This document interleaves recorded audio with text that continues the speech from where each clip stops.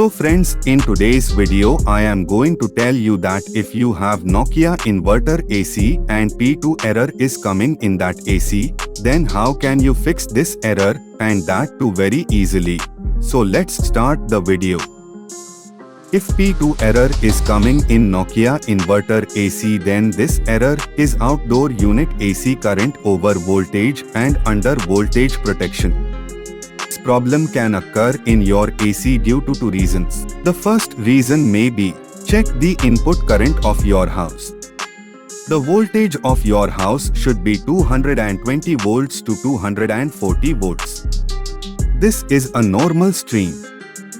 If the voltage is more or less than 220 volts to 240 volts, then you should get the power supply of the house checked and get the voltage corrected. This will correct this error, and if there is a voltage problem in your area, then you can install a stabilizer in the AC. Should be installed.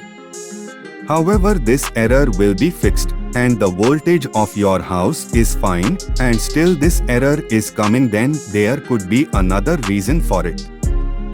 You open the PCB of the outdoor unit by turning off a main switch and then turn on the AC and check the voltage at the connector of the fan motor. If the voltage is too low or too high from 240 volts to 410 volts, then your outdoor PCB is bad. So you have to replace the PCB of the outdoor unit. This error will be completely resolved after replacing the PCB of the outdoor unit.